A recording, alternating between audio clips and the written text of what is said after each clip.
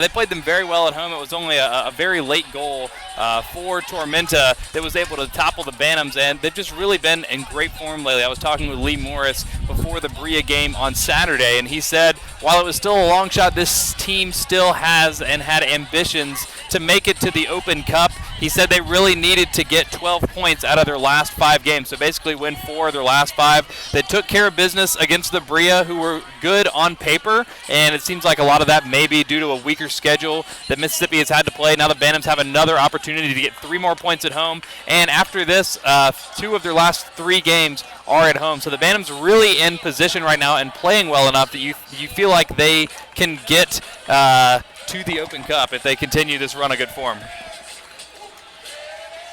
We have a change in broadcast angle tonight after the sun glare issues from the other night, and hopefully this will work out better for you viewers, and hopefully we can see more goals from Mark Weber, who is tied for 3rd in the PDL in goals with 10.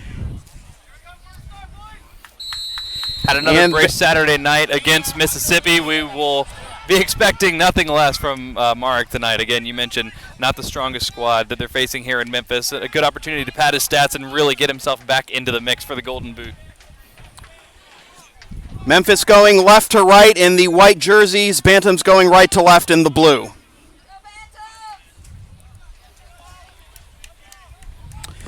Out of bounds for a throw near the box for Memphis.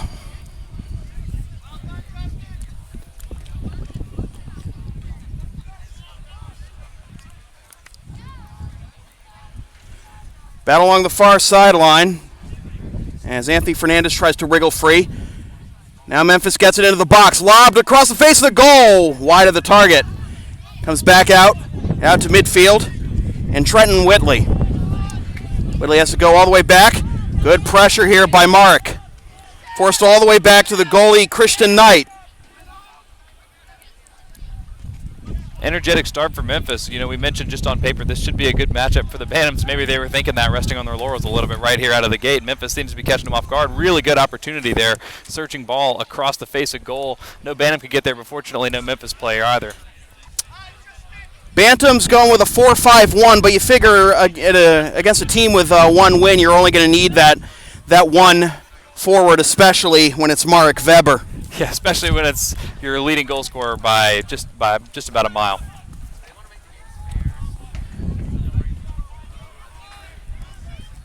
And this is what I expect to see a little bit more of. You mentioned going with the 5 midfielders. Bantams are going to want to control the pace in this game. As we've said a couple times now, Memphis not as strong on paper as the Bantams. They're going to want to control, make Memphis play their game. If the Bantams want to speed it up, if they want to slow it down, they are going to have the ability to do that. Just overload the midfield, control the pace completely. They try to get to Weber, but the header gets it back to the edge of the box, popped up. And Weber tried to box out Knight, but Knight will haul it in, and now he's a little exasperated here, looking for an outlet for his teammates to get it out of the box.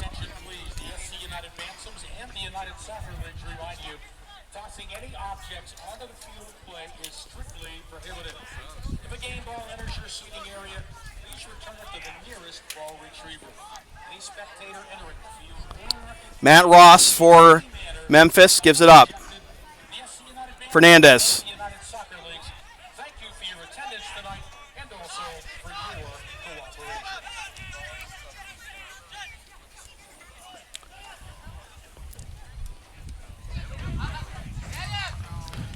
Diving stop there by Bobby Edwards. I don't think he expected to have to make a stop like that so early in this matchup. Yeah, well, that's 2 real opportunities. In both cases, just no one in the box to finish the Memphis opportunity, but a couple of searching balls and you know, frankly, maybe should have scored there.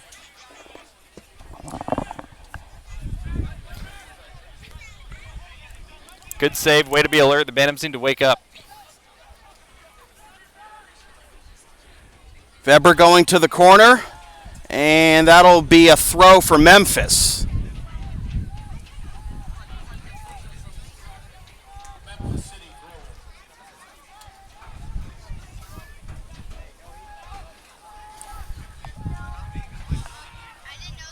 It's going to come all the way back to Bent at the back line.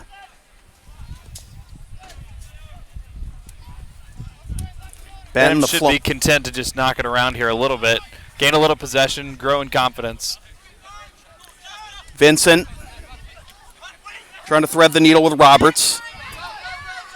Nice touch, but it was a little too strong for Weber. Pressure still in the box, however. Bantams trying to set up, comes out to Vincent. Vincent against a double team. Trying to spring free. Goes out to Roberts. Roberts, top of the box. Back out to Vincent. Vincent will launch it, and it's headed aside. Good defense there by Memphis. Return shot goes right into the lap of Christian Knight. Yeah, speculative effort there. Good build-up, though. The Bantams are at their best when they're playing those direct balls, either through the middle or playing outside and then coming in, trying to hit their big strike man in Weber.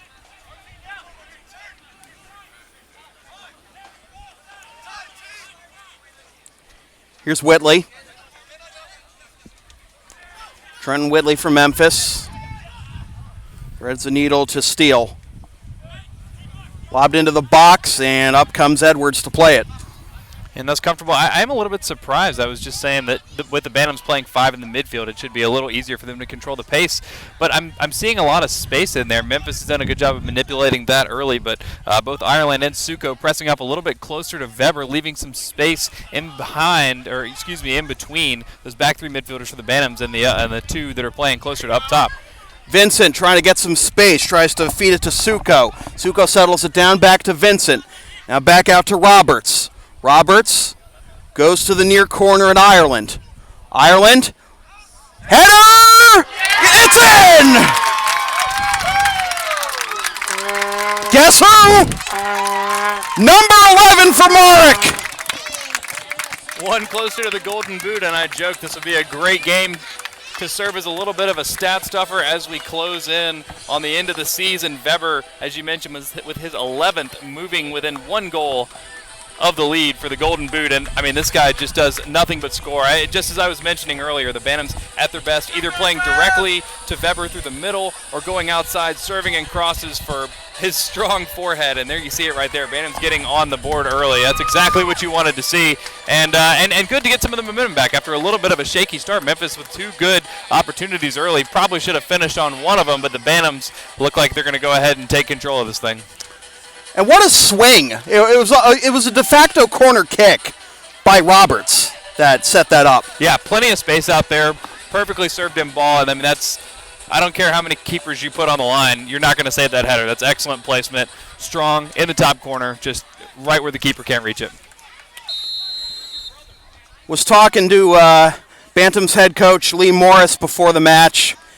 He doesn't want any stress after watching England needing PKs to take Colombia today in the round of 16 in Moscow. So yeah, he's had his fair share of stress for the day, but no doubt a lot of this team, 7 Englishmen on this team actually, were energized by watching that game, hopefully carrying some of that momentum into the game today. Well, what about the German Weber?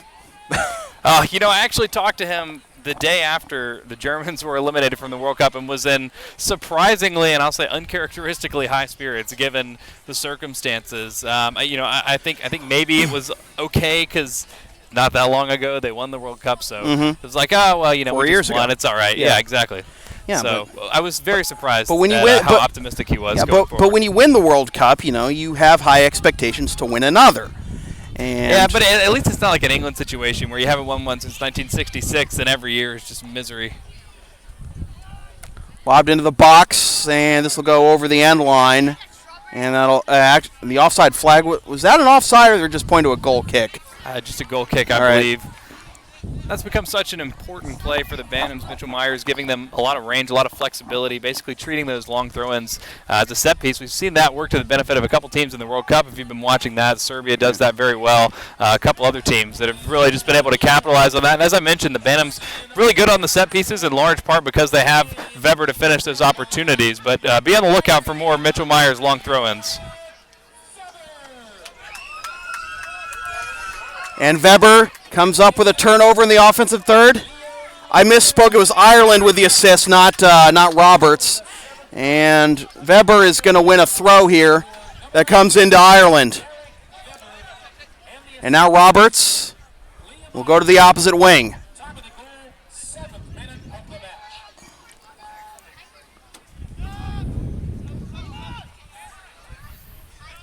Bantams looking much more comfortable in possession now. Ireland.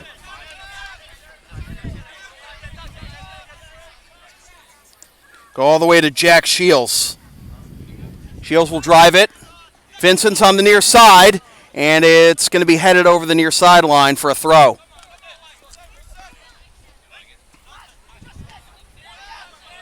Ireland finds Suko. Suko back out to Vincent. Vincent stutter steps. Now Roberts. All the way back to Shields. Bent. Roberts wearing the captain's armband. Lobs it into the box. Oh! A huge foul over the top in the box. Committed by the goalie Knight. No signal yet from the referee, but that is a brutal hit. And Right that's going to bring the training staff out. Pops up quickly, but his bell has to be ringing after that one. Well, a quick recovery. That could have turned out a lot worse than it did. And actually, this is... And the penalty goes against Solar. Wow. That's a tough break. Yeah, a tough break, although it's one of those weird situations where you feel like if a penalty is given for that, it is a little bit harsh. Ultimately, it was the keeper initiating the contact. It was Knight initiating contact there. The Solar backing up into him, obviously. Just kind of one of those 50-50 balls. If you call the foul against Knight, it is a penalty. And, again, it feels like it would be harsh to give one in that situation. But Solar definitely getting the short end of the stick there.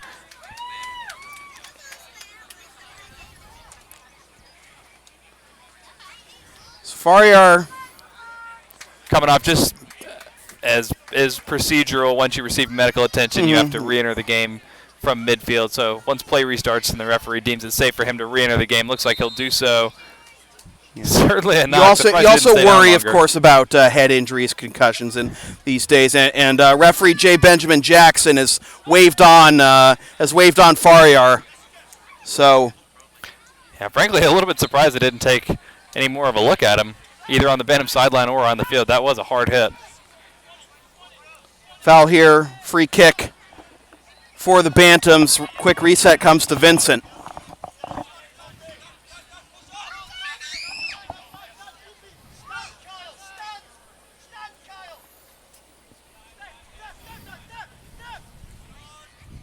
And you said it after the goal. It's amazing how quickly this game can turn. Nervy opening moments for the Bantams. Memphis creating a couple of opportunities. Looks like a complete different ball game now.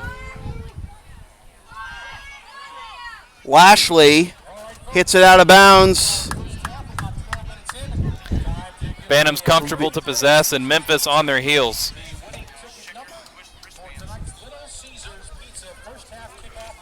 This will be a throw for Vincent, and this has been the source of a lot of action offensively for the Bantams all season. These throws right at the edge of the box. Nearly a handball in the box, but keeping his arms in is Fernandez.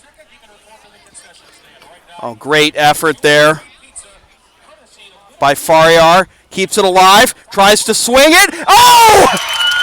The little dummy header by Ireland puts him up 2-0. Cheeky flick on there from Weber. When he's not scoring for himself, he's creating for his teammates. That's an excellent ball in. I think that was Fariar. Guess his head's all right, but great ball in to Weber. Weber couldn't quite get it on target. Not sure if that was an intentional flick or not, but either way, served its purpose, set Liam Ireland up, and again, a really nice header. Just buries that in the corner, puts it right where the keeper can't get it. Even scoring near post at that.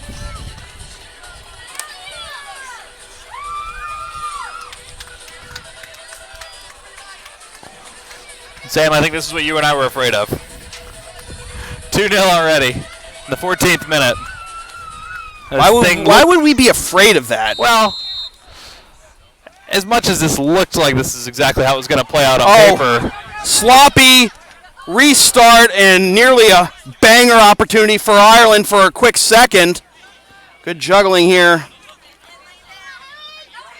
by Ramos, but it's Roberts. Oh, what a diving save by Knight. Could have easily been 3-0, not a minute later. Nice save, and the Bantams really feeling themselves. And I just say afraid because I always want to see a competitive match, and especially given that the margins generally in the PDL are so fine, and it's a lot of really quality players, pretty evenly distributed amongst all the teams. You can basically always count on these things being tightly contested. It doesn't look like this one's exactly panning out like that. Not at all. Ireland picks up his 4th of the season, so Ireland with his 4th, and Weber with his 11th, the 2 leading scorers, and now a sloppy play by Bent creates an opportunity here for Jermaine Steele, but it's turned over.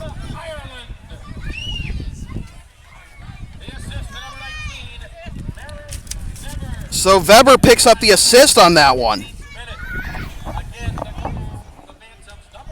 Jared Green tied for the team lead in goals for Memphis with 3. Enters the box, tries to take a shot, goes right into the legs of Shields. And a foul will give possession to the Bantams.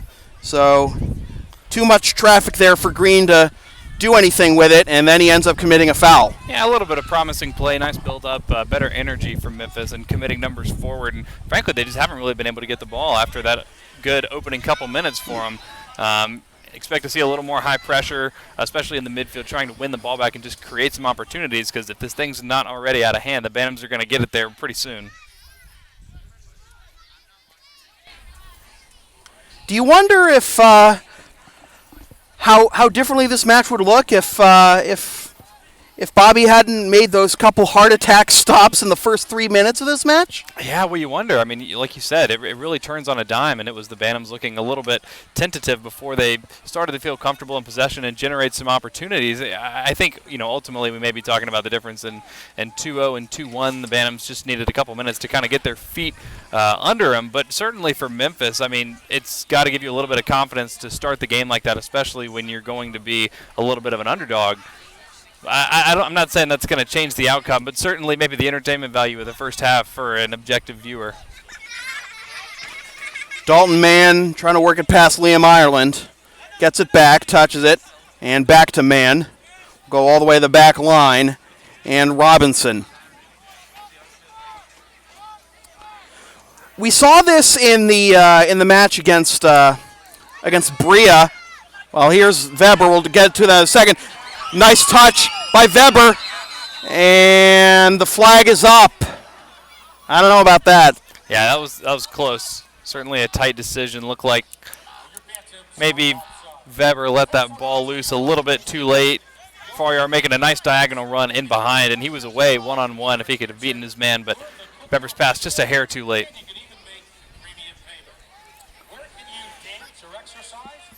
But, we talked about, you have a 4-5-1 formation, and, you got a guy with now 11 goals on the season as your lone-up man. So against a one-win team, you don't need relentless pressure in this kind of matchup. But even against Bria, a team that was coming into action Saturday night was in the wild card slot in the Southern Conference. Weber had a brace in the first half, and he was just relentless throughout the game until he was pulled late in the game when the Bantams had it in hand. Like, he wanted that Hattie badly. He just kept trying to create opportunities on his own, and that's exactly why he's in contention for the Golden Boot in the PDL. Yeah, well, you're right. It's not just great shot making or his ability as an aerial threat. It's activity. He's always making runs, and not just running up and down the field. He's making creative runs. He sees the game very well. And again, when you have a little bit of flexibility, when you can add an extra midfielder in there, a little more creativity in your build-up play, coupled with Weber making those, creative runs and just sort of always being active, I mean, that makes it really easy. He does a good job of putting himself in position to score. Roberts gets free, but a good touch by Robinson forces it back.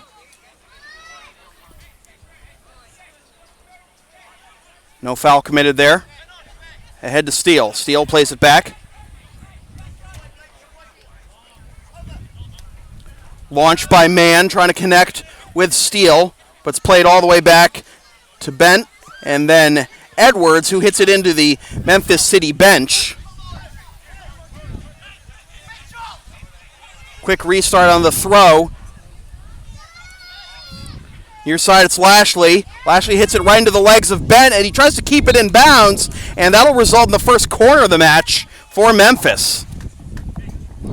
Again, a little more life these last couple minutes from Memphis whenever they're getting the ball, and still what I'm seeing from the Bantams with those 5 midfielders looks like both Ireland and Suko still playing a little more, tucking a little closer in behind Weber, and so whenever Memphis does win the ball back in the midfield, they have a little bit of space to operate, and here they've won themselves a dangerous opportunity. Steele swings it, and it glances out towards midfield. Whitley. Header attempt missed, headed out by Bent. Here comes Weber on the prowl, looking to chase down Whitley, and this will come all the way, not all the way out, it comes down to the feet of Whitley. And there it is again. Weber with the pressure offensively, even though he doesn't get a tally there. Well, what's interesting about that and what has been interesting about the last couple games, seeing how the Bantams sort of changed their offense. Grayson Barber, who was an important part of their offense in the early part of the season, playing on the wing, gives them a lot of speed, a little bit of creativity. He is now left for Clemson, where he's going to be starting training for his freshman year. Bantams have changed their offense a little bit, not in terms of how they approach it necessarily, but not as deadly on the attack. I guess we saw a few more long diagonal balls because you could take advantage of Barber's speed to get in behind the defenses. Now a little more slow, a little more methodical, and frankly, for my money, a little more well-rounded, well-balanced attack for the Bantams. So a good job of adapting. Now that Barber's gone, it does take away just one dimension of their offense. Like I said, I don't think ultimately has really changed too much about what they do or how they do it, but it's been nice to see the Bantams really adjust to that, I think, pretty well. /USL Media for exclusive lit news and interactive content. Tonight's match is also being live streamed by local sports productions. So if any of your friends do not make it here tonight. Good through ball here for Green. Green looking for his fourth, but he's forced back by Bent. Bantams using referee Jackson as a bit of a shield there, and now they try the counterattack. Here's Suko. A little too strong for Ireland, and it goes out of bounds.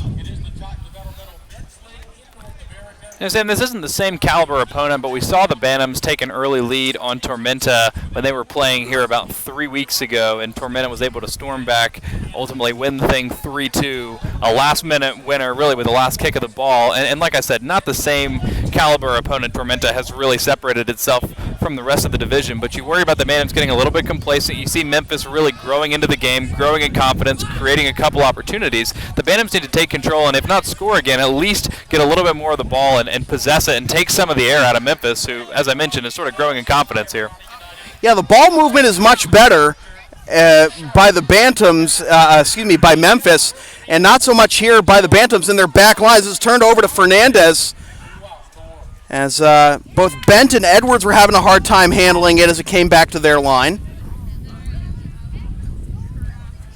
So the Bantams need to settle it down, see if they can get the offense involved again, because again, 2-0, most dangerous lead in soccer. Yeah, so they say. And the Bantams don't need to be playing at a breakneck speed right now. That's good to see them knocking it around just in the back. Again, just kind of take the wind out of the game. Control the pace. That's why you have 5 midfielders in there. That's the benefit of scoring a couple of early goals, is you can kind of control what happens after that. No need to force anything. No need to play any long balls. Just find feet, play simple. Just keep playing in the back if you need to. PDL Soccer on LSP is presented by Little Caesars, home of the $5 hot and ready pizza. If you'd like to advertise on LSP, rates start at just $25 an ad. Visit localsportsproductions.com/advertising or email sam@localsportsproductions.com for more information. Steele. I don't think there's much defensive urgency. Oh, it's a tough foul there as Suko goes down. I don't think there's much defensive urgency on the Bantams back line right now. You've seen some kind of shaky ball movement between Bent and Edwards, and really, like, against a 2-0 lead against a one-win team, you can't take anything for granted. Like, you want to qualify for the Cup. These are the games you absolutely have to win. Yeah, and the margins are so fine. You can't even take a draw in one of these matches. Right. Like, you are expected to get the full 3 out of this match. Yeah, starting with the Bria on Saturday, the Bantams needed to win 4 of their last 5. And, again, because it is such a tight situation, it's something that could very easily come down to goal differential. So the Bantams really need to not take their foot off the gas. And here comes one of those Myers throw-ins that we were talking about that the Bantams used just as a set piece. Myers starting from basically up the hill where the AV tent is. Headed out of the box, not all the way out of danger. Comes back to Myers. Myers, good spin move. From the Maradona. Keeps his feet. Roberts. Vincent. And no foul there. And now a late foul is called on Ramos. Yeah, played the advantage, thought that ball might spill out to Ireland. Was not so. Bantams have another great opportunity here. So, dangerous spot for this free kick from about 25 out. Less than that, really. Have to back up the wall. You can see Weber standing on the edge of the 6 there. He's obviously going to have to He's going to have to come forward a little bit. Faryar will swing it.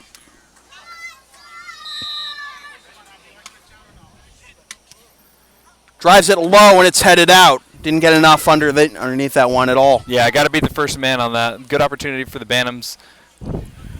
Not wasted, but got to beat your first man on a free kick. Re-entry, headed out. Bent, top of the box! Oh!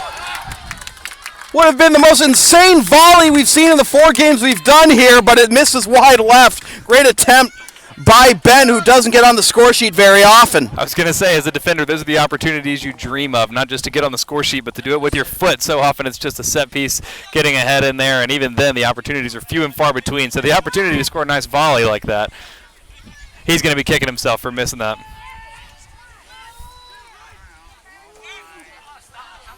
Nice moves here by Robinson.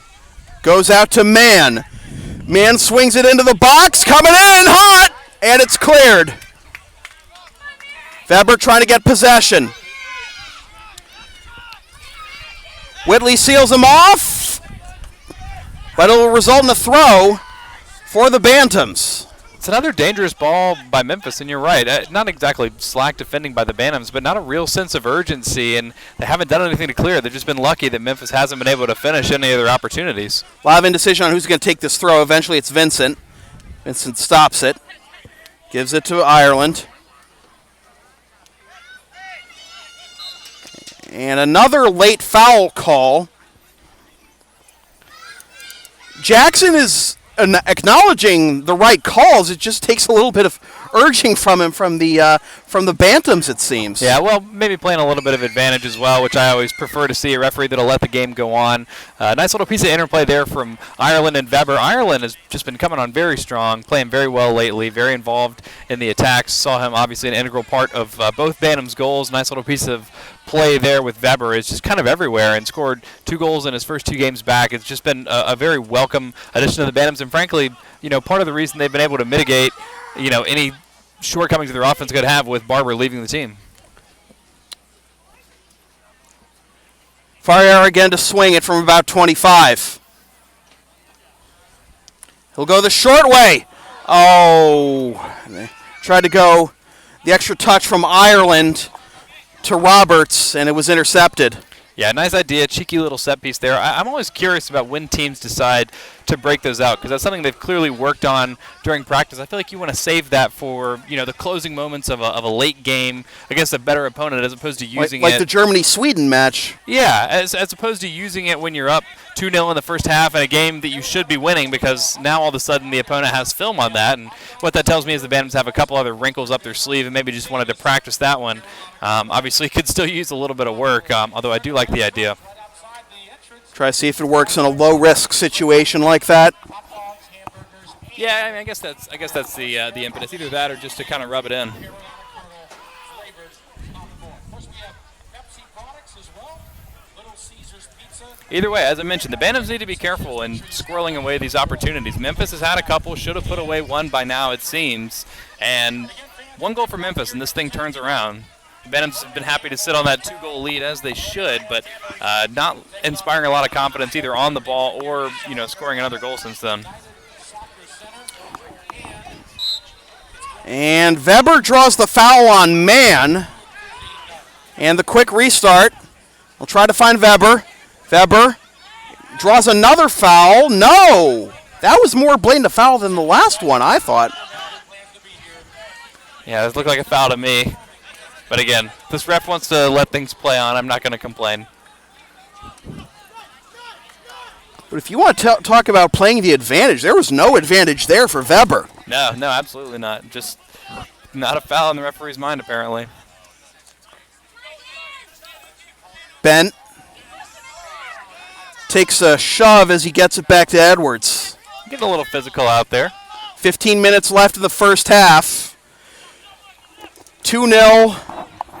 Weber with his 11th of the season in the 7th minute, and then got an assist on Ireland's 4th in the 14th. So both Ireland and Weber with a goal and an assist tonight.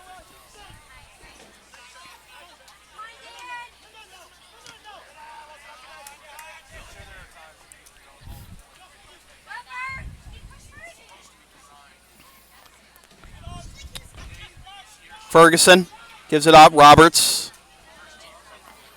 And the pass a little too straight strong. offside there. Decided not to pursue it.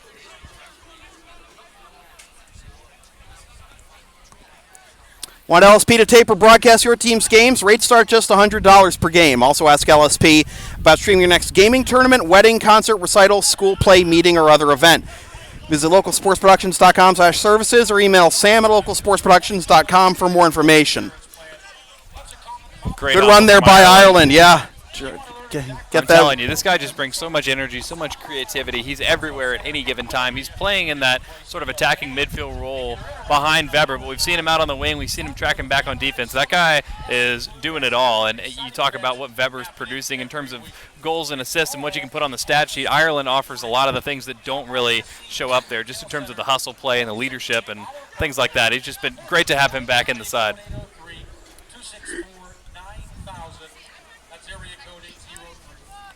I ultimately say that the only stat that matters is the score is the final score. Doesn't matter how you get there. Yep. Yeah. So not an XFIP guy or wins above replacement. No. Warp.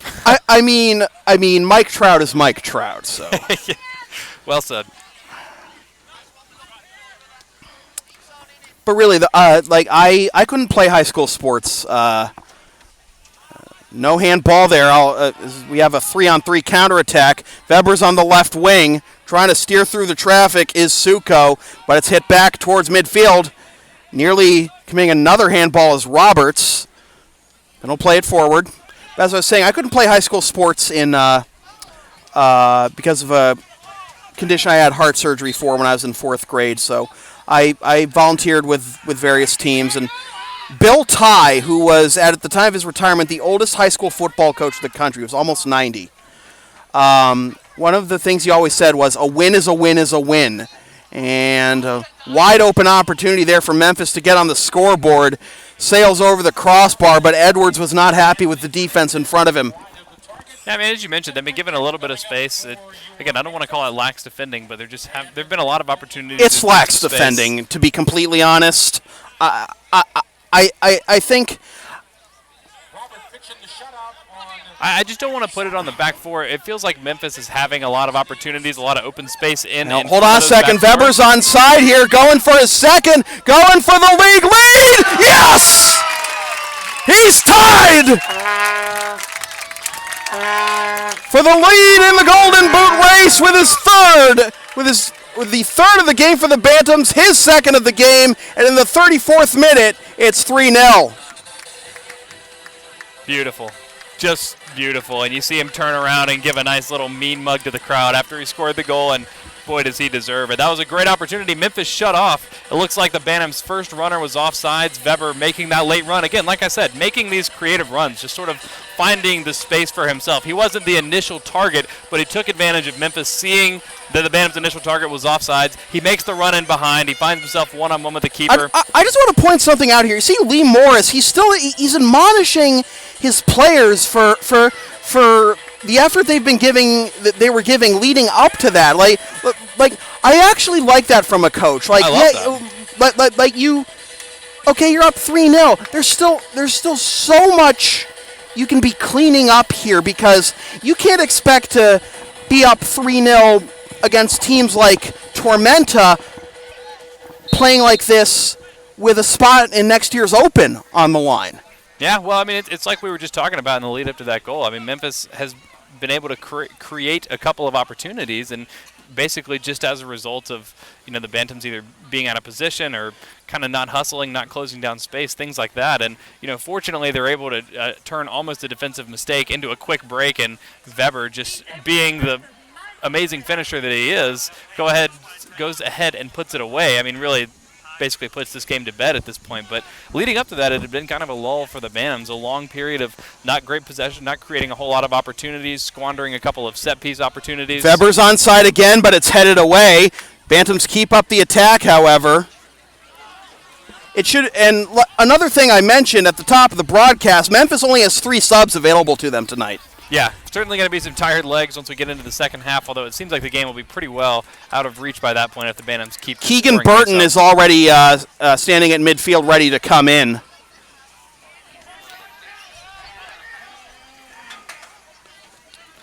Here's Steele. Puts on the brakes, comes to the near side. Man gives it up. Drive by Ross into the legs of Bent.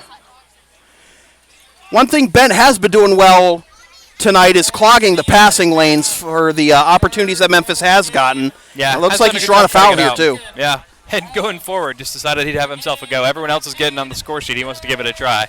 Had that missed opportunity earlier on a nice volley off of a set piece, put it just wide. Now he has the taste for goal. I expect to see him moving up a little bit more, trying to create a couple more opportunities for himself. Like I said, that's the stuff a defender dreams about.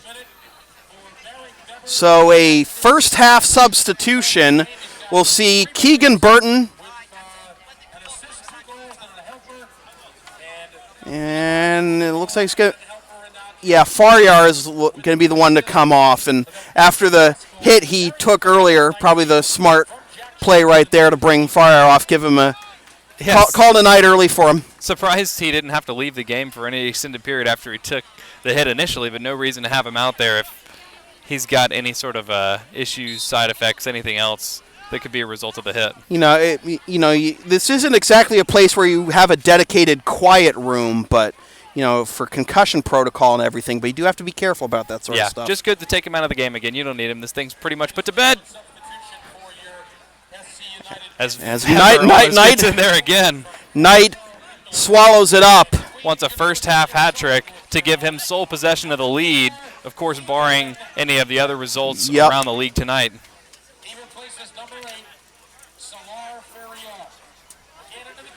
So Weber with his brace, another brace for Weber. It's just almost automatic at this point. Good things come in pairs, I suppose. He's tied with Samuel Viava of Golden State Force and Rysuke Kinoshita of Des Moines Menace for the lead in the PDL.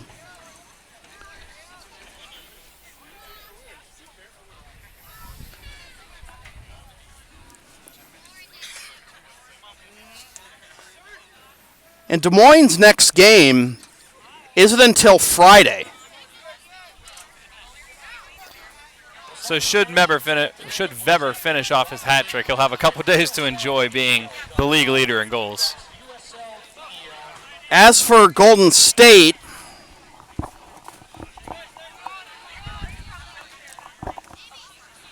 they are hosting San Diego Zest, which is the PDL club for LA Galaxy, on Saturday. So yeah, Weber, if he can get a Hattie, will be in the lead for the Golden Boot all by himself for the rest of the week. And if we were to ask him either before or after the game if he knew where he was and what the standings were and who was around him, he'd say he doesn't know, but I promise he knows. And I promise he's hungry for that hat trick.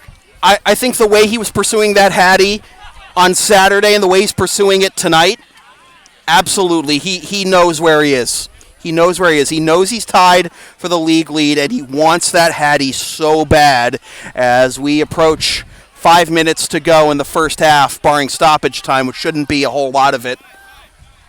Yeah, really the only stoppage that I can think of is that Faryar injury, which, as I mentioned, was surprisingly quick, both while he was on the pitch and also after he came off, although now obviously being subbed off and receiving probably a little bit more medical attention, hopefully a little more medical attention. The difference, though, between Weber and the other two league leaders, Kaneshita and Viava, is that Kaneshita and Viava play for teams that are running away with their division.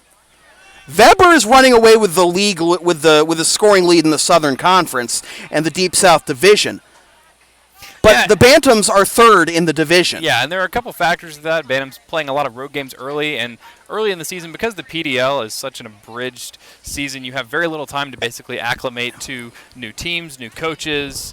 It's an abridged, all those different things. Yeah. The style of play. You're playing 14 games over the course of 8 or 9 weeks, and those early stages are really important because you spend so much time in training. And the Bantams had a pretty stacked schedule, not only where they were on the road a lot, but on the road facing a lot of tough teams. Had to play Tormenta 3 times, just twice down in Statesboro. Twice down in Statesboro, exactly, and that's just sort of a tough luck of the draw, honestly. Yeah. And as you can see now, and if you were with us on Saturday, what they were able to do against the Mississippi Bria, this team just absolutely teeming with confidence right now, playing their best soccer of the year, and that's just sort of what happens. Teams start to gel after a while, so you think.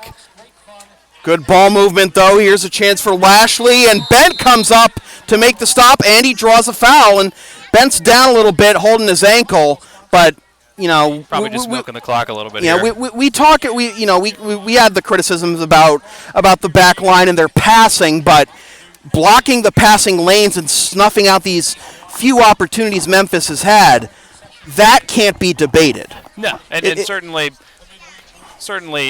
played well enough to not give up a goal at this point. Although a couple of that is Memphis wasting a couple of opportunities that they had early. Speaking of passing, earlier, there's another dangerous pass by Vincent. He almost hit it right into the goal, and glad Edwards had his head on a swivel there. I think you were saying earlier, though, can't argue with results. 0 goals is 0 goals, no matter how you cut it. Again, a win is a win is a win, like Coach Ty said. And I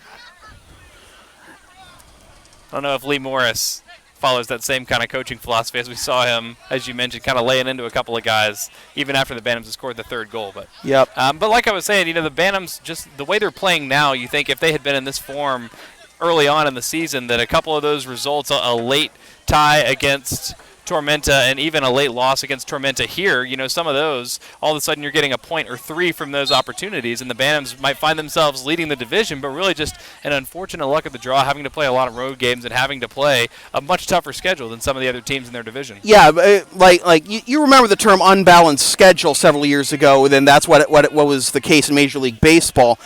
That is basically unbalanced, doesn't even begin to define the PDL schedule for a lot of teams. Like, we talked about how Memphis City has played Bria 4 times. And lost 3 of them, by the way. Exactly. One of them. Like it's not even just a straight, home and away against each team in your division. Oh! Knight nearly fielded that outside the box. Dangerous play there. Brave to come out and grab the ball. Who's the PSG goalie again? Who's the PSG goalie again? We talked about earlier in the season. I think that was an international play. I'm gonna have to go back and look at it. Chance here for Memphis again on the board, and a double team effort by Edwards and Bent keeps them off the scoreboard, and Bent stays down for. Edwards stays down for a little bit to thank his lucky stars that didn't flick in off a deflection off of him or Bent. Yeah, just a quick break by Memphis, and as we've mentioned a couple times now, Bantams got to be more alert in those opportunities. Memphis is finding a little bit of space in front of that back 4. and creating a couple of opportunities. It's really, I mean, I hear what you're saying, and we were saying earlier, 0 goals is 0 goals, a win is a win is a win. But Memphis really should have finished one, if not two, of these really good opportunities they've had in the first half.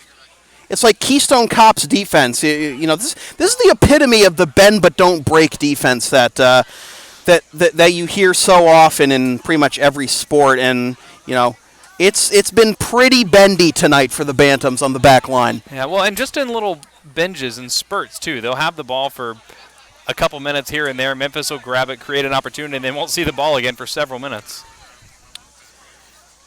You can follow LSP on the web at localsportsproductions.com, Facebook, Twitter, Instagram, and Patreon, LSP37, Snapchat, LSP Media, and subscribe to the LSP YouTube channel.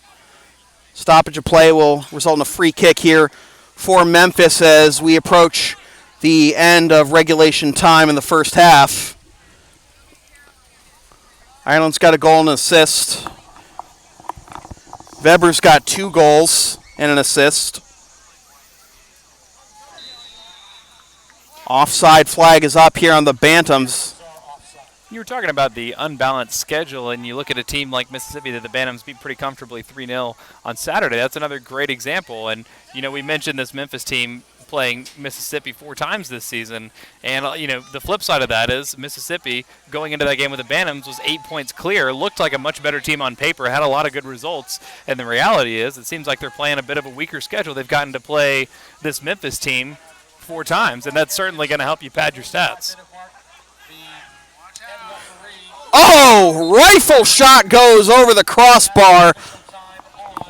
The attempt by Steele. And apparently that will go down as a save, unless maybe there was a deflection on the shot, which I did not see. I believe that's going to be a save, as I think that was deflected by Edwards at the last minute, and Steele's going to go to the far corner for a corner kick. Another set piece here for Memphis. Clock is stopped at 45 minutes. We are in stoppage time. It's headed out. Not all the way out. Just outside the box, it's Fernandez. Maybe one more for the Bantams before halftime. Swiped into the bleachers. Good defense there by Lashley. Not a lot of urgency in getting back up for the Bantams. And as we predicted, not much need for stoppage time in the first half. 3-0. Mark Weber equalizes Rysuke Kinoshita and Samuel Viava for the Golden Boot in the PDL with his 11th and 12th here in the first half, along with a goal and assist for Liam Ireland. We'll take a timeout. We'll be back in about 15 minutes with the second half from the SC United Soccer Center in Columbia, South Carolina, with your score, SC United Bantams 3, Memphis City 0. This is PDL Soccer on LSP, presented by Little Caesars, home of the $5 hot and ready pizza.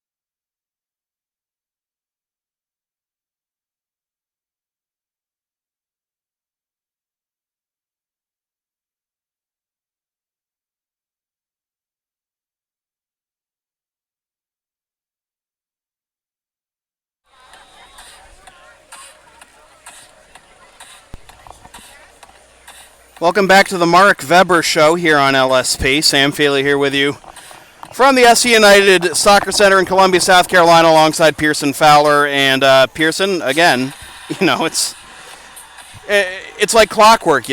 Mark Weber picks up a brace in the first half, and Bantams trying to put this one to bed early. They win 4 of the next 5, according to Coach Lee Morris, to qualify for next year's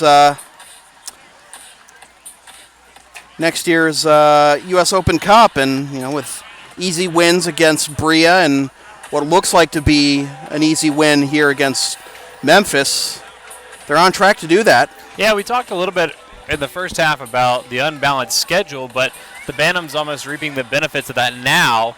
And, of course, that's hard to say because the schedule wasn't favorable early, so you say maybe they wouldn't even be behind the 8 ball like they are right now. But they do have some easier fixtures to finish up the season. You mentioned they needed to win 4 of their last 5. The first one of those 5 was Saturday against Bria. That was 3-0, and they lead here 3-0 at the half. I don't think the scoring is over for the Bantams, but while we're still focusing on this game, because I know that's what the team is trying to do, I think it's fair to say that the Bantams are clearly the better team. They've played well. They deserve to have this lead, but I also think they're a little bit fortunate that Memphis wasn't able to score a single goal. I think this thing is pretty well put to bed at this point. I don't expect Memphis to come back, maybe to score 1 or 2 goals. The Bantams seem to have a couple more opportunities in them, but Memphis certainly had some opportunities to get on the board and didn't do so, and not because of any stellar Bantams defending. It was really just squandering a couple of opportunities throughout the half.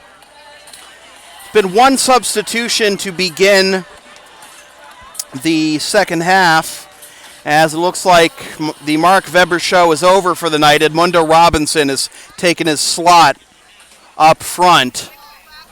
If he didn't get back in, I'm going to have to talk to Coach Morris after the game about that, because he knows that Weber is tied for the lead in the PDL right now and has a great opportunity to net 1 more in the second half. We mentioned the other 2 leading scorers in the PDL right now don't play until Friday and Saturday. So yep. Weber would have had an opportunity, or would still have an opportunity if he gets back in this game, to be the top scorer in the PDL for at least a couple of days.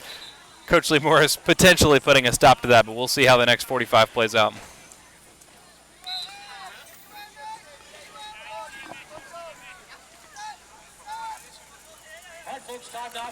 Teams switch sides. Memphis going right to left in the white jerseys, and SC United going left to right in the usual home blues with the white numbers. So here we go. Red ticket 525 I beg your pardon. 52565. 52565. The number is 52565. Jack Edwards taken away by his number 4 counterpart, Keegan Burton, who was the first sub of the game for the Bantams after coming on for Salar Fariar. Bit of a surprise to see the Bantams going so direct. I was actually just about to say the name of the game at this point is just, like I said earlier when we started the game, just control the pace, handle the midfield, make sure you keep possession. No need to do anything crazy, no need to get hurt, no need to get tired. The Bantams need to, as we've said a couple of times now, finish the season strong, really win 2 of their last 3. Good ball here to Fernandez. Fernandez trying to swing it in front, forced backwards. Now gets it to the top of the box, one-timer wide left and into the woods. Yeah, poor effort there ultimately, but that's what I'm talking about. The Bantams don't need to give Memphis any sort of way back into this game. No confidence, no opportunities, anything like that. They just need to slow it down. They need to control it. And again, that's why I said I was a little bit surprised to see the Bantams going so direct with a long ball there out of the back over the top. I expect to see them playing a lot more possession. Just, do it like Spain now for the next 40 minutes. Julio Martins, one of the 3 subs available for Memphis, took that last shot that went wide left and out of the building.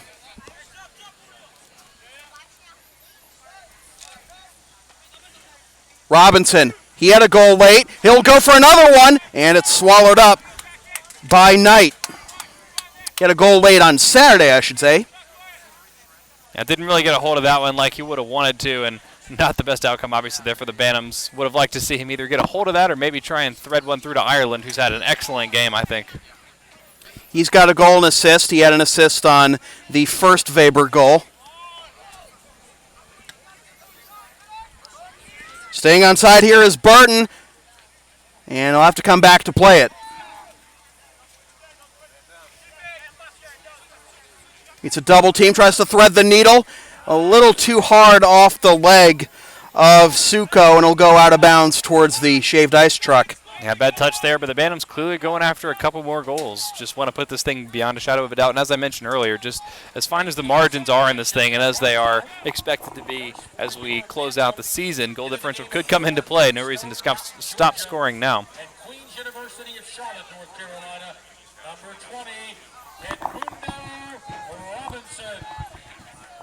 Number 20, Edmundo Robinson into the game for number 19, Merrick Weber at the 45th minute. Also, substitution for your Bantams into the game in the midfield from Valencia, Spain, and Adelphi University in New York. Number 16, Davis Ryan. Davis Bryant is also in the game now for the Bantams.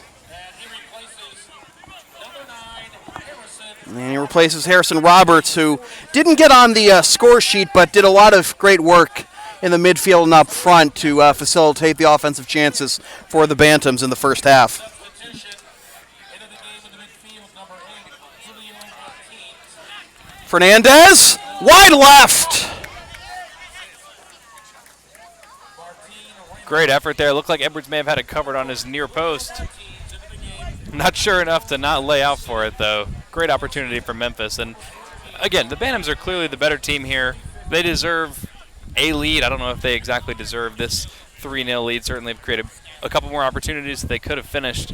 But Memphis has just been a couple of meters off, a couple yards off here or there on a header, on a shot, on a cross-in, something like that. Memphis has really had not great opportunities, but should have done better with what they have. I mean, every sport they say is a game of inches, and that's basically what you're saying right now. Because one more accurate pass, one more clean touch, and this is a completely different game. And conversely, as this is swallowed up by Knight, conversely, if the Bantams make one less clean pass or one less clean touch, Memphis will probably have a goal or two on the board.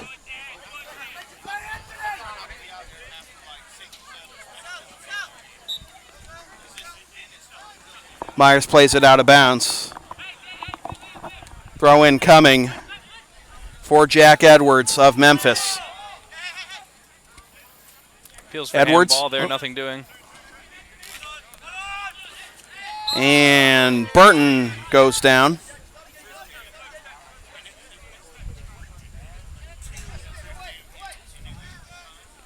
Is this strictly going to be a game of keep away for the second half, do you think, for the Bantams? I would have expected, but they're trying to play a lot more long balls over the top just in the first 5 minutes here than I would have expected. And that's what we saw a lot early on in the season from the Bantams, a lot of long diagonal balls over the top to try and get some of their speedier guys, particularly Grayson Barber, in behind.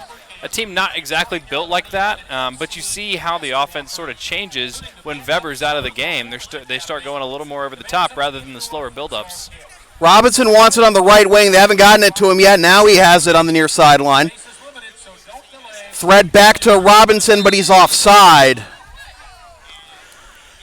But how likely do you think it is that the cup slot is going to come down to goal differential? At this point, we're far enough out that it's tough to say, but it can't hurt to keep scoring if you're the Bantams.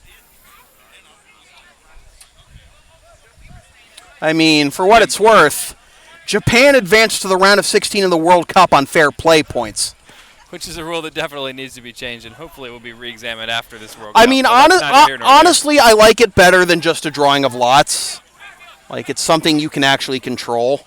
I almost would like drawing of lots better. There's an element of randomness, and, as Senegal's coach said in the aftermath of that ruling, he's not going to tell his guys to play less hard just on the off chance they pick up a yellow card and it prevents them from going through. I almost feel like it would be better to let it be the luck of the draw as opposed to penalize a team for essentially, playing hard. And there are some yellow cards that are silly, some late challenges that are unnecessary, or taking your jersey off after you score a goal, things like that. But by and large, I think that's pretty unfortunate, and especially something that could just really come down to how a given referee is feeling on a particular day. Maybe a guy that's feeling a little looser with his cards than another referee. It seems equally as arbitrary and at times even a little bit cruel the way that yellow cards are sometimes distributed and how that could potentially affect your World Cup. Good run here by Robinson over everything. But then again, sometimes you have to throw out those yellows like Mark Geiger did today, because the game was getting completely out of hand, the England-Colombia game, and eventually once he started issuing all those yellows, then eventually it did settle down and the game cleaned Absolutely. up. But that's a case where it's warranted, and that's the case where it's just a simple governing of the game. But when you're talking about 2 yellow cards, and I didn't go back and watch every single yellow card that Senegal got, but I'm sure there were some gray areas, and there are probably half a dozen officials that would call it one way and say it's a card, and half a dozen officials that would call it the other way and say that it's not a card. Something that is pretty subjective in terms of a referee's decision as to whether or not a foul is a card or not. That seems like a pretty cruel way to end a team's hopes. And not that it being random would be less cruel, but, in a way, leaving it up to luck makes it less personal. And again, I just don't like the idea of penalizing a team that is playing hard, those foolish yellow cards aside. What, is there any way you could just organize like a PK shootout? I wish there were a way to do a playoff. Just have a small-sided game and play 20 minutes of 5v5. Not even a full 11-on-11 match. Just like I would be happier with just like a shootout than between those two teams. Than drawing of lots. That's for certain. Yeah. As long as the World Cup's been going on, and this is the 21st World Cup now, first one was in 1930, this is the first time that the fair play clause has come into play. Not even exactly sure how long that's been a rule. Yeah. But, given this is the first time, I don't think we'll see this, as a systemic problem that shows itself a lot, but I would be surprised if people didn't at least examine it in the aftermath of this, what has been a pretty controversial incident. Although Japan really did give Belgium a heck of a game. Not saying that Senegal wouldn't have, or maybe Senegal wouldn't have won it, but I don't think just in terms of the product on the field you can be displeased with the results. I mean, Japan had a 2-0 lead in the second half, and Belgium won in regulation. Nice Megger there to Myers. Myers gives it up. Cross. Kept alive. And this will come to the near side. And Burton. And a whistle. And the Bantams looking for an explanation on this whistle. Clicking offsides to me looked like came off the Memphis player. But again, the subjectivity of the referee. Do we really want that deciding who's going through in the World Cup? No, but I'll leave that discussion. I am surprised how the Bantams have come out with a little bit more aggression, and we saw Coach Lee Morris chastising his team even after they scored the third goal, not playing with the same kind of energy that I think he would have liked.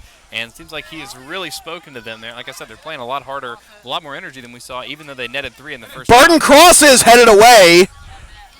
Sorry, go ahead. That just, again, surprised at the energy, and the Bantams are really going after it. They scored 3 in the first half, and they've looked more energetic already in 10 minutes than they did in all of the first half, in my opinion.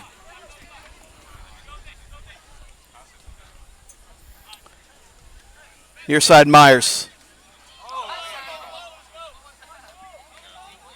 Bantams wanted a handball on Fernandez, and eventually, did they get it? Looks like just going to have a throw here.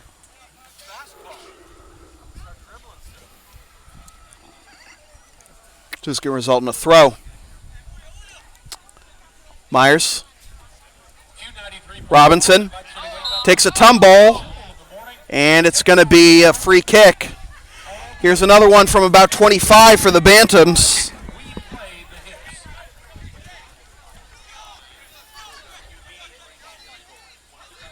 On the other side of the box, though, when we had it over here on our left, on the left side of the box, with Salar Faryar, the righty, standing over it, a chance that he could go for goal. Not expecting that. Doesn't really seem like that's going to even be a threat from Mitchell Myers, a righty. Going to hit an in-swinger here, or excuse me, an out-swinger. The keeper can probably pretty comfortably leave his near post. Yeah, exactly. There he goes to the far post. There's Knight on the left, directing the wall. Just a 2-man wall here. We'll go the short way, and it's over the crossbar. Tough break there for Ireland, looking for his brace. another Garrett Southgate drawn-up set piece. And again, like, I don't know why you use that at this point in a game. I feel like you should save that for an opportunity when you really need it in a close game, maybe down the stretch. But again, I guess just getting some reps, and it seems like they have multiple of these up their sleeves. And frankly, that one should have gone a little bit better.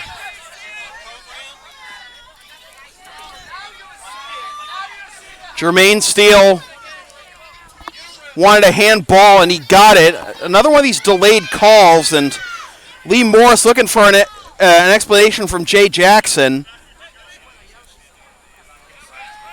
But I don't think he's going to be satisfied. Whitley. You know, the fact that that Memphis only have 3 subs tonight hasn't bit them too much in terms like the weather being oppressive, unlike, say, Saturday night. Yeah, it's been surprisingly pleasant here. I think it's fair to say, and a game that's already out of reach, that's not going to be too much of a factor. You wonder, you know, if this were a closer game, how much would that have factored in? But don't think we'll know the answer to that question tonight. Ireland.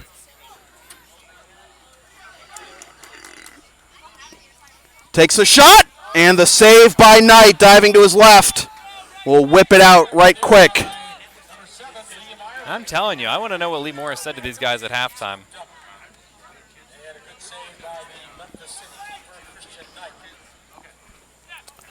This is my Green. urgency is I've seen from a team up 3-0.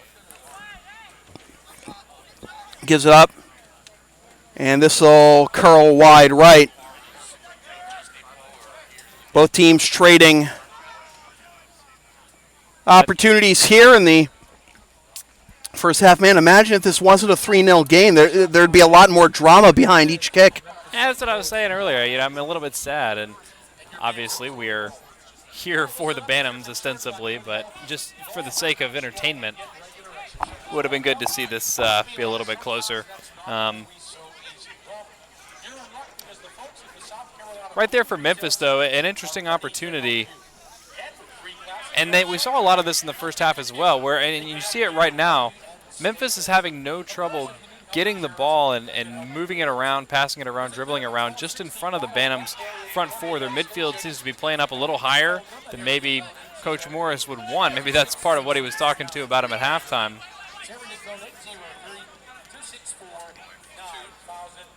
But Memphis has a little bit of an opportunity, a little bit of space here to create some chances. Another goal kick coming up for Edwards. I think the urgency started to dim down a little bit for the Bantams.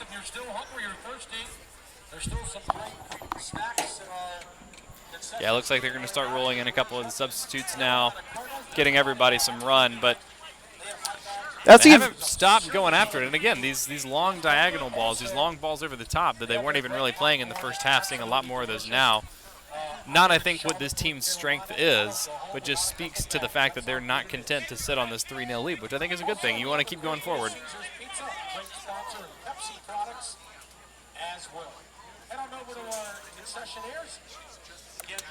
Robinson. Flick back to Robinson. Good movement here. Bantams looking for number 4. Through traffic. Into the box, and it's stripped. Good defense by Memphis to not commit a foul in the box there. Yep, pretty well defended.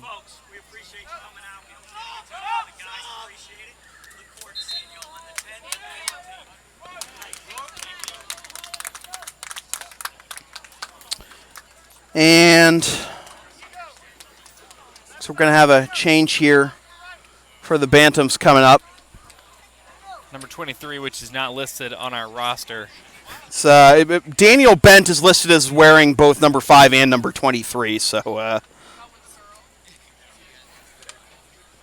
but regardless, it's going to be Swan Vincent completing his night in the 63rd minute.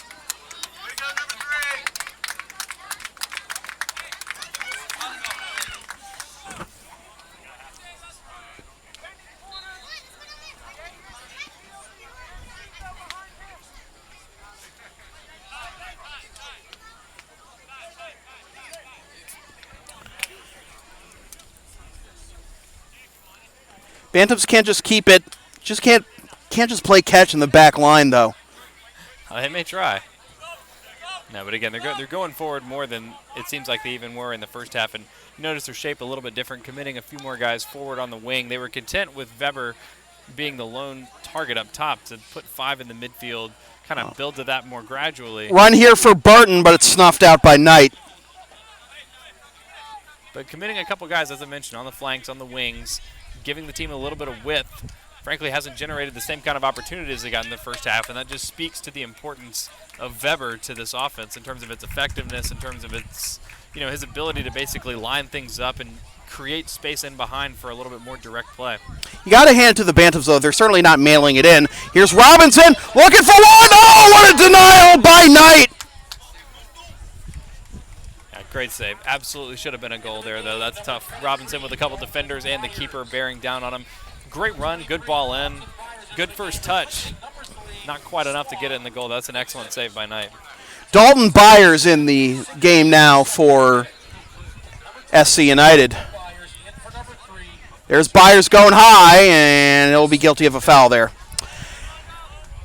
The LSP store is now open. Get yourself a DVD copy of this or any past LSP video broadcast or one of several different designs of bumper stickers. Visit localsportsproductions.com/store or the LSP Facebook page after the game to place your order. And remember, all orders within the continental United States come with free shipping.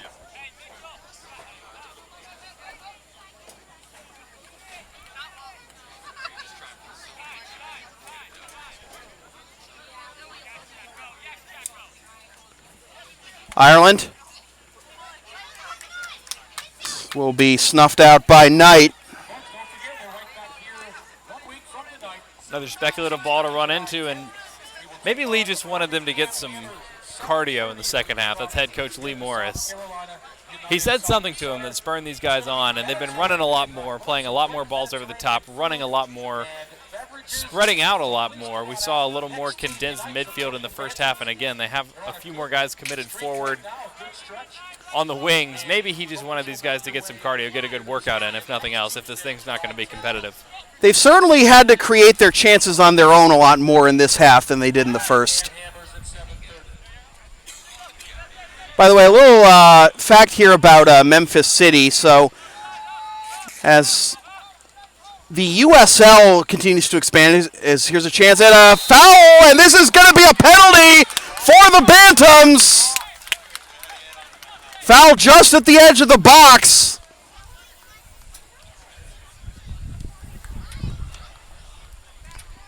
It's a great run. Searching run, does a good job to put his body in between the ball and the defender. The defender's got nowhere to go but through the back of him and draws the penalty. Bantams have a great opportunity to get the fourth they've been looking for right here. And a kick to be taken by Keegan Burton. Let's give him some encouragement. So here's Keegan Burton to take the PK.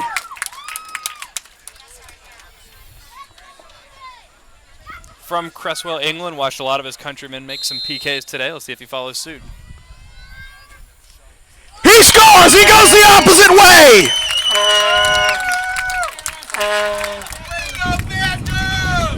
And Harry Kane would be proud.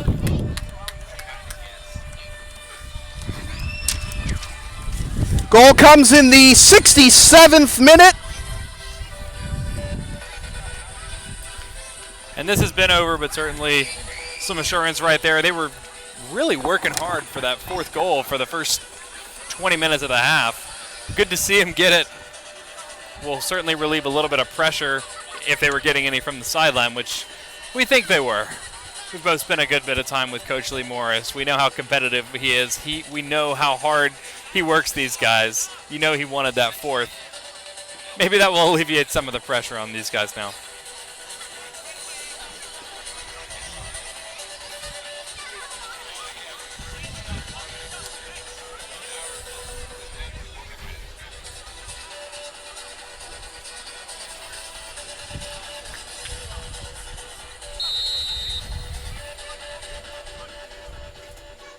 Ladies and gentlemen, your fourth Bantam goal of the game via the penalty kick number 4, Keegan Burton.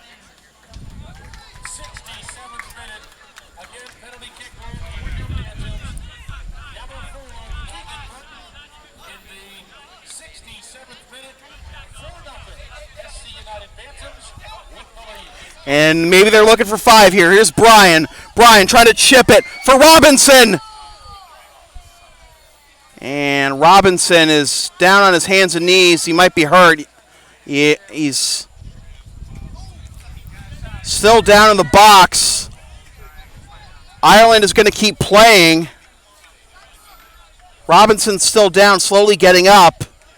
Buys him a little bit of time and puts it towards net, where Knight will scoop it up. Yeah, that was a cheeky little chip. Typically not something that I would say is especially a good idea, but in a 4-0 game, and it actually ended up being a great opportunity. Robinson almost got on the end of that. It was a really, really nice ball. Although Robinson may have come up on the wrong end of the challenge there. As you mentioned, he was slow to get up. On his feet now, but again, like I said earlier, at this point, don't wear yourself out. Don't get injured. Finish the game without incident. Don't pick up any cautions, anything like that. The rest of this should just be a formality the next 20 minutes or so. Bantams looking to pick up their 3rd clean sheet and 2nd consecutive clean sheet of the season. Their next game is Saturday at the Charlotte Eagles, whom they blanked here a couple weeks ago. Final road match of the season, and that's the one, if the Bantams can get the same result on the road that they got at home, then you have an opportunity where splitting 2 of your final home games against winnable opponents is going to be good enough to get you a spot in the Open Cup. They drew against Carolina Dynamo 2-2 on June 23rd at BB&T Park. And they host Dynamo on Saturday the 14th in the final home match of the season. And this really does just look like a different team at home, different energy. The crowds have all been great. We're sitting amongst them right now, and so I'm definitely going to say very nice things about all the lovely people sitting around us. But, I mean, the crowds have been great. Good job of spurring on the team. And it seems to be a pretty savvy soccer crowd. You know, people know when to cheer, know when to boo, know what the calls are, things like that. And I think that always helps. I think as a soccer player, when you feel like people appreciate and understand what exactly they're watching, it helps drive you a little bit harder than if it's just a casual fan base that doesn't really know what's going on. So credit to the fans here. And it looks like we're going to have a substitution in goal as Bobby Edwards is checking out. And Ian McGrain is listed as the goalie sub tonight, but that's number 26, which is Elliot Chatterton's number. They've gone rogue with the numbers. They have.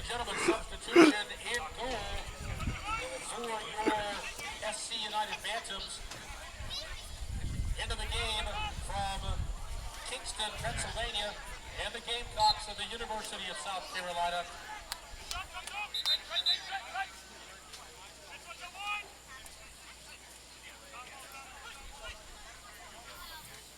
And a foul after a fancy bit of dribbling there in the midfield.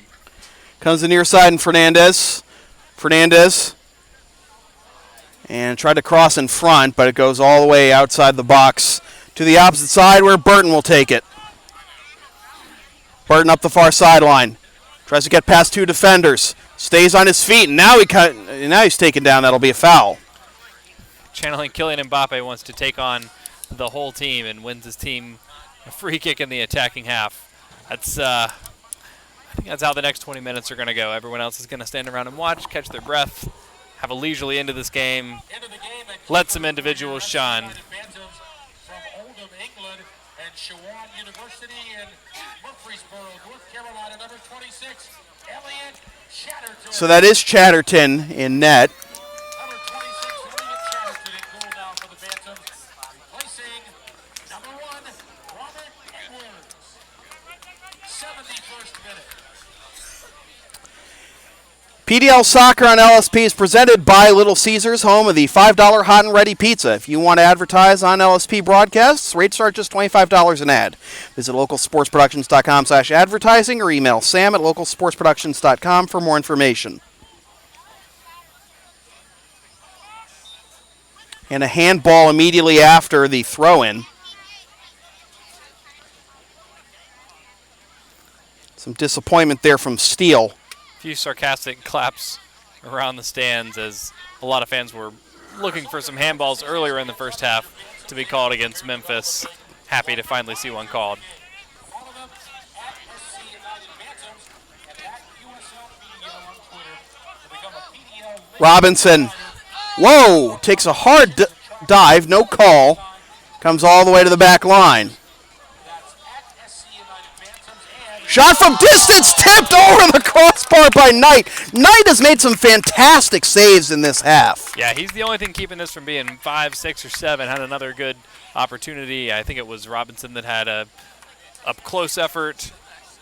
And another, I think it was maybe Davis Bryan that struck from distance earlier. Has had a couple of nice saves. Again, distance and closer opportunities in the box.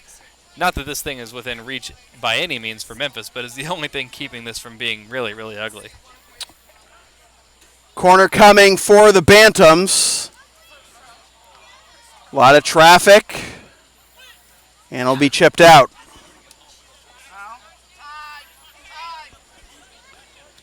Suko lobs it in, cleared out.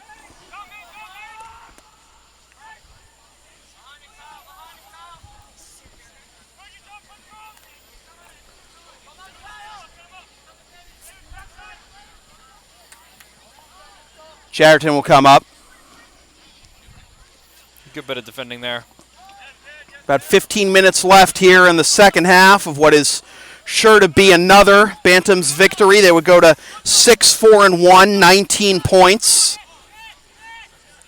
Claw to within a couple of points of Bria for second in the division. You know, maybe not just the cup, but maybe they can go on a run as this play is offside for Memphis. But maybe if the Bantams can win out, they could be looking at the wild card slot in the Southern Conference playoffs. Yeah, if they keep this up, I mean, they're on pace right now to collect 15 points from their last 5 games when they needed 12. And again, it's pending other results at this point. The Bantams didn't get the kind of results they would have hoped early on, and we talked a little bit earlier just about the sort of unbalanced schedule and in terms of the Bantams playing a lot of road games early on and having a particularly tough schedule. But what we saw of Bria on Saturday, and frankly what we've seen from them throughout the season, you would think that just in terms of quality, the Bantams would be a better fit than Bria, although, as I mentioned, Bria does have the points advantage due to having a little bit of an easier schedule. But the Bantams, I mean, just in such great form right now. And, you know, even when they're not playing at their best, are still able to, create good opportunities and rely on the individual ability of a handful of players. You mentioned Weber, obviously, just a huge part of what this team does. And Ireland, who's really been the fulcrum of the Bantams' attack since he got back into the lineup.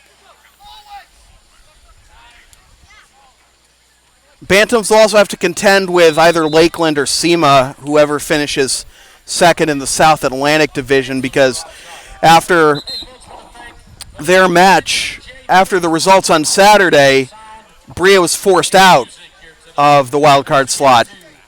Lakeland and SEMA, the top 2 teams in the South Atlantic Division. And allow me to just say for everyone watching at home, don't try and figure out how this works. The way that these things are scheduled, the way that the divisions match up is all very, very confusing. It doesn't make a whole lot of sense. It barely even makes sense to me. Just come out, support your team, and hope for just cheer for soccer, cheer for the win, and cheer for a cup berth. Sam says. Cheer for cup berth too. Yeah, absolutely. Because that's the prize that the Bantams should have their eyes on right now. They're likely not going to win the division, but they've got a real shot at a cup berth in 2019. Yeah, when you mentioned already sort of a long shot for that wild. Speaking of long shots, as that goes wide left. Another good opportunity. Couldn't tell. I guess. Yeah, Chatterton did get a little bit of a fingertip to that. Nice save. Hard to come in like that and see a shot while you've been sitting on the bench all day and be able to make a save like that at full extension. Nice piece of goalkeeping there.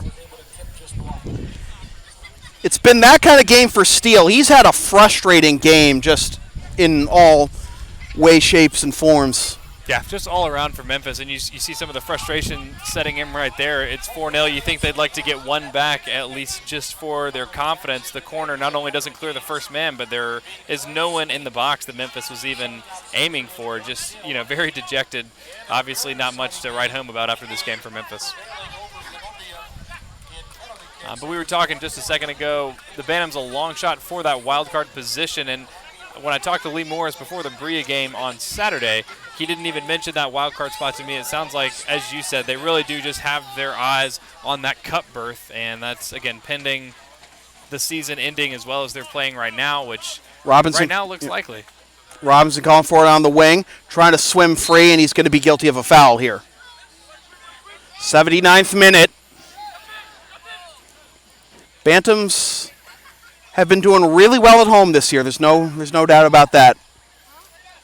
And talking with Mark Weber a little bit after the Brea game, just in the difference in their home and away form and just how grueling it is. It's, from a player's perspective, he just says that basically it's exhausting to have to be in a hotel. You're on the road all the time. And for the Bantams, as this ball runs it's offside and is offsides, double whammy.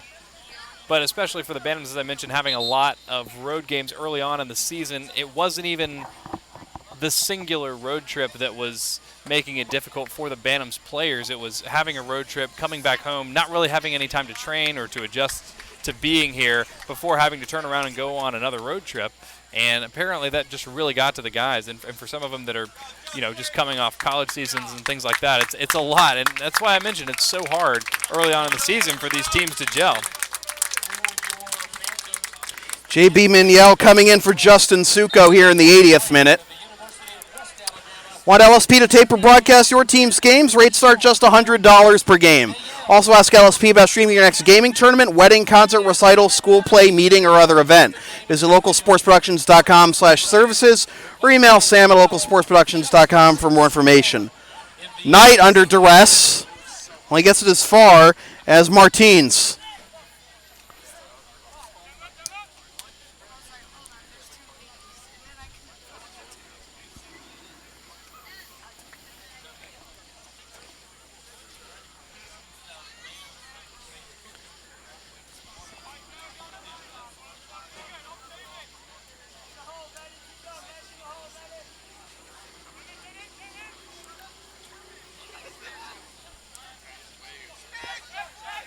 '81st minute.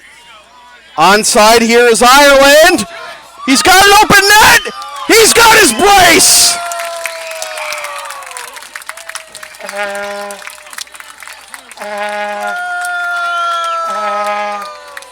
And that's where we are right now. Very lazy, very poor defending, a great ball. Really nice ball right through the middle, but Memphis just not interested in defending, not interested in pressuring the man with the ball. Bantams had plenty of space to make that pass, create that opportunity.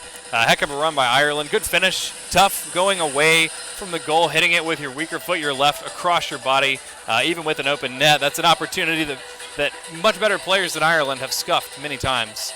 So good finish and really capping off a great game for him. As you mentioned, the brace had an assist earlier. And so both he and Weber with a brace and an assist. Yeah, great games for both of them. And Ireland, as I mentioned earlier, has been so important to this offense since getting back into the lineup, and we've seen that today, just really operating as the sort of engine room for this offense and playing in a bunch of different areas. I mean, I guess sort of ostensibly in the same position, but we've seen him sort of sitting just off Weber, creating these opportunities. We saw him running through the middle there as sort of the target man, and we saw him lining up just there in kickoff, sort of on the wing and on the outside. A very versatile player, moves freely about the field, and really makes guys around him a lot better. I'm very high on Ireland right now, a guy that's in really great form. Ladies and gentlemen, the Bantams' 5th goal of the game and his 2nd goal of the game. Number 7, Liam Ireland. Top of the goal, 81st minute. Again, the Bantams' 5th goal of the game and his 2nd goal of the match. Number 7, Liam Ireland in the 80th. So as this game wraps up, I just want to say I want to thank Ron Tryon and the Bantams for taking a chance on my random cold call. This freelancer from the Boston area saying, "Hey, do you want to bring me down to broadcast some of your games?" You guys brought me down, and you treated me to some excellent soccer. You picked up 3 dominating wins, and even the loss was one of the more entertaining soccer matches I've ever seen. The loss to Tormenta, and I'm really grateful to to the Bantams family for bringing me in, and hopefully this won't be the last time. And Pearson, I know you were hired for just to do color commentary, but like when we had the issue with the camera during the Tormenta game, seriously, that was your first time doing play-by-play? Yeah, well, I had done a little bit of color commentary like in high school, and drive goes over the crossbar. Go ahead. mercifully that tape does not exist anymore. Just kind of something fun that I did with a friend of mine. But this is really the first time I've done any of this. So as you mentioned, being appreciative of the opportunity for Ron, obviously I appreciate everything the Bantams have done for me. Great franchise here. Really good people. Great support system, and then obviously I appreciate you letting me come in here again. And also filling in on camera. You know, Saturday night and tonight, and like you doing double duty on the camera and color. Just, this has just been an absolute treat. You know, I've always wanted to be able to travel for work, and hopefully this won't be the last time that I'll be packing up the suitcase and bringing this equipment maybe to your local game again. You know, you can visit localsportsproductions.com/services. Email me, sam@localsportsproductions.com for more information if you want to bring me in for a sports game, a gaming tournament, wedding, concert, recital, school play, meeting, other event, etc., as the promo says. And you can follow LSP on the web, localsportsproductions.com, Facebook, Twitter, Instagram, and Patreon, LSP37, Snapchat, LSP Media, and subscribe to the LSP YouTube channel. Well, other notable soccer news, apparently Cristiano Ronaldo might be on the move to Juventus. I heard that today. Was very, very surprised. It doesn't seem like a kind of Cristiano move. I'd heard a little bit of talk. Ireland maybe looking for the Hattie. Comes up, it is denied, and this will result in a corner. A good run, good ball in. Knight spills it there. Hard to fault him. That's a tough ball to grab as Ireland's bearing down on him. And you mentioned really wants that hat trick to cap off this night. But, yeah, the Juventus to Ronaldo move didn't seem like immediately a great fit to me. I'd heard a little bit of talk that he may be trying to make it back to the Premier League, specifically to Manchester. And, I mean, who really knows? The rumor mill in soccer is people think the rumor mill here for, you know, the NBA and NFL free agency is crazy. If you've never followed soccer before, let me just say that take everything that you think you know about free agency in American sports and take that up to 11, and that is the soccer rumor mill. So probably a long way away from knowing where Cristiano is actually going to be playing next year. If it is Juventus, that would be really cool. I don't know how much I like that fit, and especially in the twilight of his career. But certainly some interesting soccer news. Not that we needed anything else exciting going on today with a couple of great World Cup games, but yeah. But in terms of like the American perspective, one of my favorite lines from like you know the Skip and Shannons and First Takes of the world, you know, not giving a hoot about the World Cup, and you know it's like like LeBron had a sandwich today. Let's analyze that for 2 hours. But seriously, like in terms of the perspective of the American media, it's like after the Warriors swept the Cavaliers, one of my favorite tweets was NBA free agency isn't for another 3 weeks, and the only major sporting event between now and then is a World Cup without the U.S. Get ready for 3 weeks of the worst content you've ever seen in your life. And just, you know, that's it right there. That just perfectly describes a huge shortcoming. Baseball season! Well, I mean, not if you're looking for excitement, but that's a huge gap in the American media, and something that... Maybe a chance here for Memphis. They got a wide open one, and couldn't hit the broad side of a barn there. Oh, Memphis have had chance after chance. That was a wide open net. Yeah, Chatterton was 5 yards away from the right post, and Jack Edwards, candidate for the Barn Door Award. Yeah, just another, I don't know how many missed opportunities we're at now for Memphis. Clearly not interested in scoring, and the Bantams will be okay with that, as it was not the best piece of defending that we've seen all night, trying to get out of here with a clean sheet. But that's the other thing. We talked about it in the first half when the back line, specifically Bent and Edwards, as maybe here's another chance for the Bantams to get on the board. Not even close to goal by Robinson. But we talked about, the sloppy passing between Bent and Edwards in the first half and just the back line in general. And we said, if the Bantams are going to get, these last few matches and get the cup berth, that's stuff they can't get away with. You may get away with it against a one-win team like Memphis. You're not going to get away with that against Tormenta or a PDL side in the cup. I mean, the competition level is basically spawning a USL side. USL side in the cup. So a couple of opportunities squandered. You're not going to be able to make those same mistakes in the postseason. But, the other part of this is, and that's what I was sort of alluding to earlier, when I was just talking about the difference in home and away form as another long-distance effort comfortably saved by Chatterton. Chatterton's been way busier this half than I think Edwards had been all first half. I think you're right. Made a really nice save going down to his right side earlier on a really good shot. But just the difference in home and away form for the Bantams, they have played well enough at home that they have been able to make those kinds of mistakes, not play as crisply as they've needed to, either on offense or on defense. They've missed some opportunities themselves and given Memphis a couple opportunities to get on the board, and it hasn't cost them. I think you can chalk a lot of that up to whatever mojo the Bantams have going at home this year, which has been terrific. Snatched on the goal line by Knight. As we are in the 90th minute, don't expect a whole lot of stoppage time here either.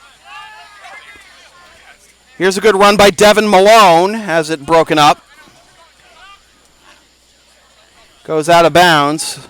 Be a throw-in for Devin. Running like a wild man, trying to salvage something here for Memphis, but straight into a bunch of Bantams defenders. Good touch to Victor Hespo. And I do want to say, just since you brought it up and as we're closing here, that is a pretty significant gap, and I understand the lack of general interest in the World Cup when the United States is not in it, but as someone that is passionate about all levels of soccer, and I've watched every single World Cup game, I guess except for the days when they had two on at the same time, then I had to take my pick, but it's just been an incredible That's what a remote control World is Cup. for, man. I know, right? Yeah, I guess I missed that boat, but it's been a great World Cup, a lot of upsets, a lot of intrigue, a lot of tightly contested games, and the quarterfinals on promises to be just as exciting as it has been early on. Hard foul in the middle of the field. And no stoppage and no stoppage time at all. They're just going to blow the whistle dead. I don't blame them. In a 5-0 effort, our co-men of the match, Mark Weber, he gets his brace. He pulls even in the Golden Boot race in the PDL. He's got, with 2 goals and an assist, he's got 12 on the season. And Liam Ireland also with a brace and an assist, getting his season total up to 5. A bell-to-bell dominant effort by the Bantams, although there's a lot you definitely need to clean up for this home stretch for the Bantams if you want to secure that cup berth next year. Absolutely. One more on the road and then a couple more back here at South Carolina United Soccer Complex. And seriously, if they can keep up this tremendous form they've been in at home, not just the last couple of games, but all season, they're going to put themselves in a great position to be playing in the U.S. Open Cup around this time next year. So, with that said, this has been a presentation of local sports production serving Greater Boston student athletes since 2011, as well as SC United Bantams. Copyright 2018, unauthorized redistribution of any portion of this broadcast without the express written permission of local sports productions is strictly prohibited. PDL Soccer on LSP has been brought to you by Little Caesars, home of the $5 hot and ready pizza. And be sure to follow LSP on the web, localsportsproductions.com, Facebook, Twitter, Instagram, and Patreon, LSP37, Snapchat, LSP Media, and subscribe to the LSP YouTube channel. Once again, the final score from the SC United Soccer Center in Columbia, South Carolina, SC United Bantams 5, Memphis City 0. For Pearson Fowler and everybody here at SC United Bantams, grateful for the opportunity to come down here and broadcast some excellent soccer this summer. My name is Sam Feely, reminding you freelance isn't free. Thanks for tuning in.